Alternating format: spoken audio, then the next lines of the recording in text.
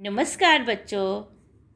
मैं ज्योति बख्शी आपको एक कहानी सुनाऊंगी जिसका मुख्य पात्र एक बंदर है।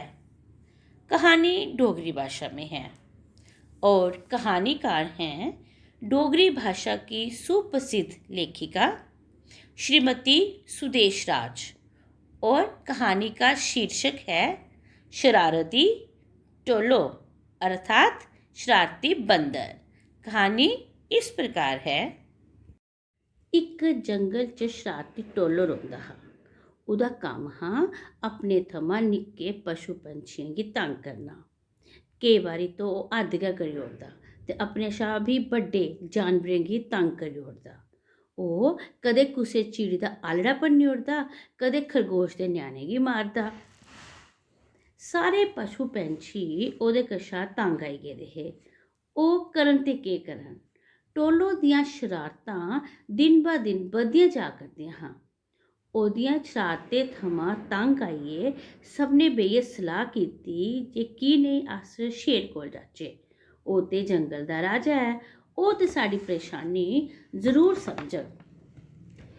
एह् सुनदे गै रिछ इकदम बोली पेआ, शेर कोल जाने दा कोई फायदा नेईं।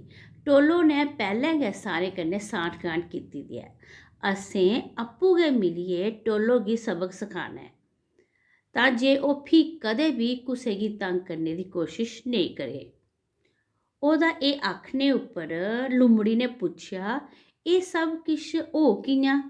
रिछ बोलेआ, एह् सब किश तुस मेरे उप्पर रौह्न देओ। रिछ ने एह् आखी ते ओड़ेआ, उसी किश बी समझ नहीं आवा दा जे ओह् केह् करे। इक दिन फुल्ले थमां शैद कट्ठा करदे होई उन्न शैद दी मक्खियें गी दिक्खेआ ते उसी इक उपाय सुझेआ। फ्ही केहा, उन्न चिड़ी गी सद्देआ ते उसी अपनी स्कीम दस्सी ते शामी अपने दोस्तें गी उस बूह्टे हेठ लेई जाइयै गल्लां करन लगा जेह्दे उप्पर टोलो रौंह्दा हा। टोलो बड़े ध्यान कन्नै कन्न लाइयै रिछ ते ओह्दे दोस्त दियां गल्लां सुनदा रेहा। रिछ ने खरगोश गी आखेआ, यरा जिसलै में आवा दा हा में ढल्ले दे बूह्टे उप्पर इक बड़ी गै शैल चिड़ी गी अपने बड़े गै शैल आलड़े च बैठे दे दिक्खेआ।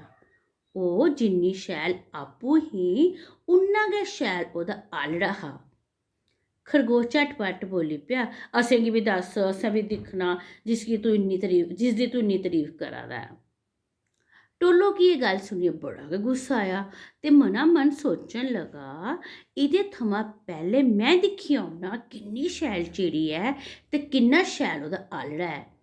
एह् सोचदे गै ओह् अपने बूह्टे उप्परा दुए बूह्टे दी डाली उप्परा त्रिये बूह्टे दी डाली गी पकड़दा ते दलांगा मारदा उत्थै जाई पुज्जा जिस बूह्टे लेई रिछ ने आखे दा हा। रोहें कन्नै ओह् आलड़े आह्ली बक्खी बधेआ। गुस्से ने ओह्दी बुद्धि भ्रिश्ट करी ओड़ी दी ही। उसी पता गै नहीं लग्गा दा एह् आलड़ा नेईं शैद दी मक्खियें दा खक्खरा ऐ। जि'यां उन्न आलड़े गी भन्नने त्रोड़ने आस्तै हत्थ गै लाया जे शैद दियां मक्खियां उसी चमकी गेइयां ते लगियां उसी डंग मारन।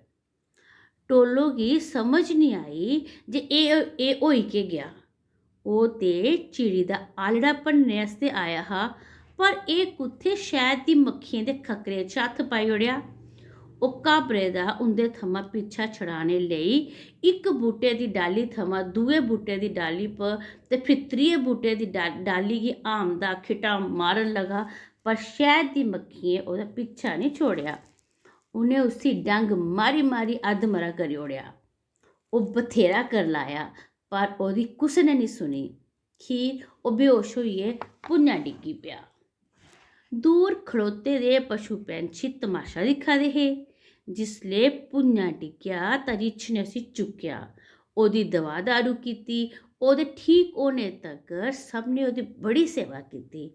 हून टोलो गी अपनी गलतियें दा एहसास होआ हा जे मैं ते इ'नेंगी तंग करदा हा, अ'ऊं ते इ'नेंगी सतांदा हा, पर इ'नें मिगी बचाया।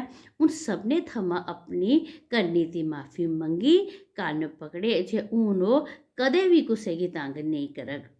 ਉਹਦੇ ਕੰਨ ਪਕੜਨੇ ਤੇ ਮਾਫੀ ਮੰਗਣੇ ਪਰ ਸਭ ਨੇ ਉਸੇ ਮਾਫ ਕਰੀ ਉੜਿਆ ਤਾਂ ਸਭੇ ਆਪੋ ਵਿੱਚ ਦੋਸਤ ਬਣੀਏ ਰੋਣ ਲੱਗੀ ਪਏ।